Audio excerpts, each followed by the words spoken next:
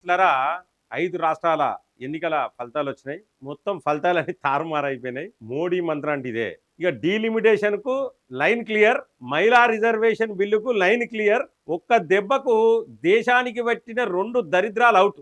ఒకటి పశ్చిమ బెంగాల్ దరిద్రం, మమతా బెనర్జీ అవుట్. ఆమెను మరి ఆదర్శంగా తీసుకోవాలని మన దగ్గర ఉన్న ఒక ఆదర్శ మహిళ అన్నది ఆమె అవుట్, అక్కడ ఆమె అవుట్. రెండోది ఏంటంటే ఈ మూలకు ఉన్న స్టాలిన్ గారు వీడౌట్. 2 1 shot 2 birds. ఇంకా మిగిలిన ఏంటంటే ఇంకో 2 దరిద్రాలనే, ఆ 2 దరిద్రాలు పోతాయి. నెక్స్ట్ ఎన్నికలకు ఆ 2 దరిద్రాలు కూడా మనకు దేశాన్ని వదిలిపెట్టి పోయే పరిస్థితి ఉన్నది. మరి డీలిమిటేషన్ 100కు 100% జరుగుతుంది. నియోజకవర్గాలు పెరుగుతాయి. ఇందులో నో డౌట్ మహిళా రిజర్వేషన్ బిల్లు కూడా పాస్ అవుతుంది. ఇందులో నో డౌట్. ఎవ్వరు ఆపినా ఆగే పరిస్థితి లేదు.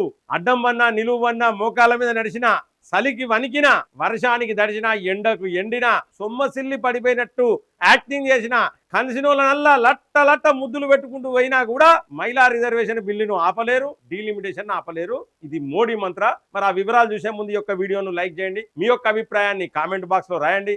సబ్స్క్రైబ్ చేయని వాళ్ళు మన ఛానల్ సబ్స్క్రైబ్ చేయండి, బెల్ బటన్ నొక్కడం మర్చిపోకండి. మిత్రులారా ముందు తమిళనాడు గురించి మనం మాట్లాడుకుందాం. సో తమిళనాడులో 234 స్థానాలు ఉన్నాయి మిత్రులారా. దీనికి వచ్చేసి మ్యాజిక్ ఫిగర్ వచ్చేసి 118 స్థానాలు. ఎవరికి వస్తే వాళ్ళు ముఖ్యమంత్రి. మరి అలా టీవీకే విజయ్కి ముందు స్థానంలో ఉన్నాడు. టీవీకే విజయ్.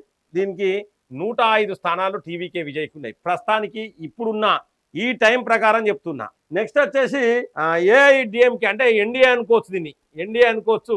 దీనికి వచ్చేసి 74, ఇది పెరిగింది. Next DMK. ఈ దరిద్రపు కొట్టడానికి ఏంటంటే డిఎంకే ప్లస్కి ఎన్ని ఉన్నాయంటే 51 స్థానాలు ఉన్నాయి. అంటే ఇక్కడ ఎట్టి పరిస్థితుల అంటే ఈయన మ్యాజిక్ ఫిగర్ ను తలపతి విజయ్ మ్యాజిక్ ఫిగర్ పోవాలంటే 18 అంటే ఇంకా 13 స్థానాలు గెలవాలి. 13 స్థానాలకు ఒక్క స్థానం తక్కువ గెలిచినా కూడా ఖచ్చితంగా ఎన్డీఏతోని అంటే ఈ ఏఐ అన్నా డిఎంకేతో కలిసే ప్రభుత్వాన్ని ఏర్పాటు చేయాల్సిన పరిస్థితి ఉంటది. ఇందులో నో డౌట్. ఇక డిఎంకే గంగలో కలిసినట్టే, గోదావరిలో కలిసినట్టే, డిఎంకే దుబ్బిపోయినట్టే. అసలు ఇలా సంచలనం ఏంటంటే స్టాలిన్ గారు వెనుకబడినాడు, స్టాలిన్ గారి కొడుకు వెనుకబడినాడు, స్టాలిన్ గాని మంత్రివర్గంలో 28 మంది వెనుకంజలో ఉన్నారు. అసలు దరిద్రపోడు. ఆ దరిద్రం పోతాంది. తమిళనాడు రేపు పొద్దున బ్రహ్మాండంగా డెవలప్ కాబోతా ఉన్నది మిత్రులారా. అంటే ఇక్కడ విజయ్ ఫేస్ వాల్యూ పనిచేసింది. విజయ్ ఇచ్చిన హామీలు అంటే వాళ్ళు చాలా ఇబ్బందితో ఉన్నారు. విజయ్కి ఓటేసి దరిద్రాన్ని వదిలిపెట్టుకున్నారు.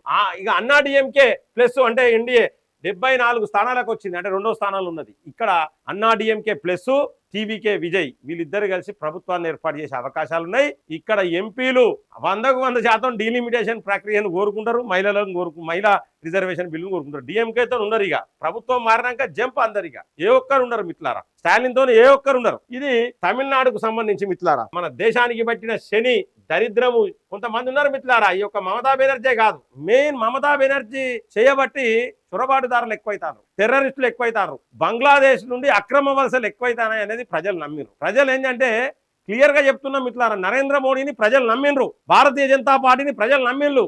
దేశం మొత్తం కూడా నరేంద్ర మోడీ నాయకత్వాన్ని కోరుకుంటాంది. ఈ అక్రమ చొరబాట్లు వద్దు, దేశాన్ని కాపాడుకోవాలని ప్రజల్లో చాలా కోరిక గట్టి ఉన్నది, బలంగా ఉన్నది. ఈ దెబ్బకు ఓటుతోని చెంప చెల్లు అనిపించారు మిత్రులారా. మరి ఇక్కడ 293 స్థానాలు ఉన్నాయి. 293 స్థానాలు ఉన్నాయి మిత్రులారా. పశ్చిమ బెంగాల్లో 293. దీనికి వచ్చేసి మ్యాజిక్ ఫిగర్ వచ్చేసి 147 మ్యాజిక్ ఫిగర్. మరి ఇక్కడ భారతీయ జనతా పార్టీ ప్లస్ బీజేపీకి ఎన్ని వచ్చినాయి అంటే మిత్రులారా, ఇప్పటికున్న ట్రెండ్స్ ప్రకారం బీజేపీకి 145, తృణమూల్ కాంగ్రెస్ అమ్మతల్లికి మనకు పట్టిన దరిద్రం శనిగొట్ట ఆమెకి ఎన్ని వచ్చినాయి అంటే 122 వచ్చినాయి మిత్రులారా. ఇంకా చాలా రిజల్ట్స్ రావాలి.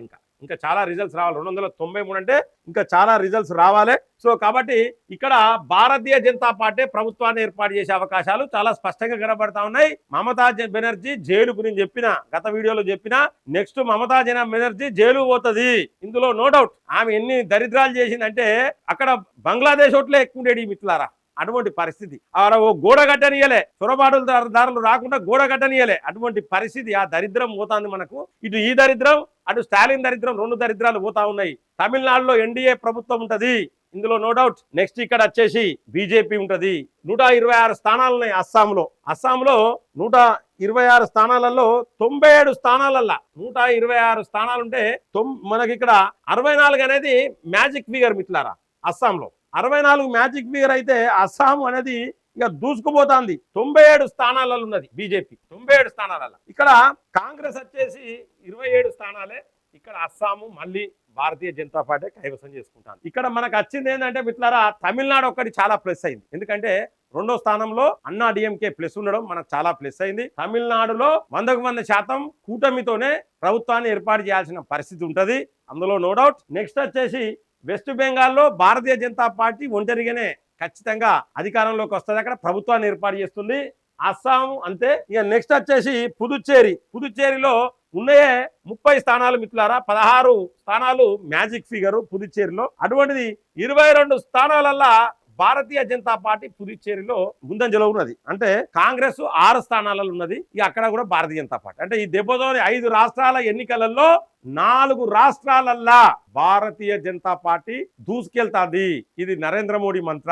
ఇక మీరు చెప్పండి, డీలిమిటేషన్ ఉంటుందా ఉండదా? మీరు కామెంట్ బాక్స్ లో రాయండి. మహిళా రిజర్వేషన్ బిల్లు పాస్ అవుతుందా పాస్ కాదా మీరు కామెంట్ బాక్స్ లో రాయండి. ఇక మిత్రులారా, చాలా మంది కేరళ గురించి మాట్లాడతారు. అటువంటి కేరళ కూడా ఎక్కడ భారతీయ జనతా పార్టీ ఉన్నప్పుడు, అటువంటి కేరళలో 3 స్థానాలలో భారతీయ జనతా పార్టీ గెలిచే అవకాశం కనబడతా ఉన్నదంటే రేపు పొద్దున దేశం మొత్తం కూడా కాషాయమయ్యే అవకాశాలు చాలా స్పష్టంగా కనబడతా ఉన్నాయి. ఇందులో నో డౌట్ భారతీయ జనతా పార్టీకి ఫ్యూచర్ ఉన్నది. నేను తెలంగాణ భారతీయ జనతా పార్టీ నాయకులకు కార్యకర్తలకు చెప్పేది ఒక్కటే, ఇక్కడ నాయకత్వం లోపం ఉన్నది. రాష్ట్ర నాయకులు మంచిగా పనిచేస్తలేరు, కోఆర్డినేషన్ లేదు, దాంతోనే మనకు దరిద్రం తప్పితే ఇంకా వేరే లేదు. 2028-29లో 100% భారతీయ జనతా పార్టీ తెలంగాణలోకి అధికారంలో రావాలంటే అందరం యూనిటీగా పనిచేయడం చాలా అవసరం.